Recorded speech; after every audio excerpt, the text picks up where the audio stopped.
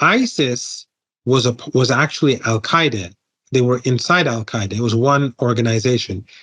After the so-called Arab Spring or the awakening or the Islamic awakening or whatever one might want to call it, the United States began to use Al-Qaeda again in Libya, in Yemen, but most importantly, in Syria.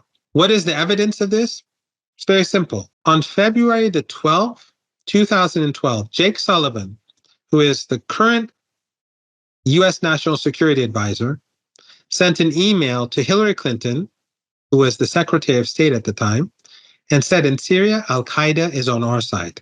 So this was almost at the very beginning of the violence in Syria. And Iran was saying that from the very beginning because Iranian intelligence knew this. This, by the way, email is accessible. It's online. If anyone uses a search engine, they'll find it immediately. Also, and as I said, ISIS was a part of Al-Qaeda. Then they split.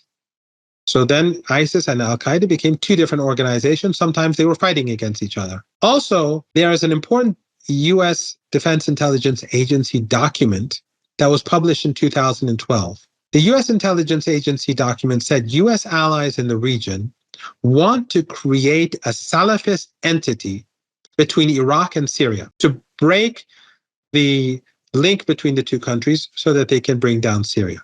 Who was that Salafist entity? It was ISIS. They occupied the area between Iraq and Syria. And then the head of the U.S. Defense Intelligence Agency at that time, General Michael Flynn, he did an interview on Al Jazeera. All of these are accessible. All of these are accessible. He did an interview on Al Jazeera with Mehdi Hassan, and he said that the United States took a willful decision to support this. So the United States was supporting both Al-Qaeda and ISIS. So the relationship between the West and ISIS and Al-Qaeda and a host of other extremist groups is very well established.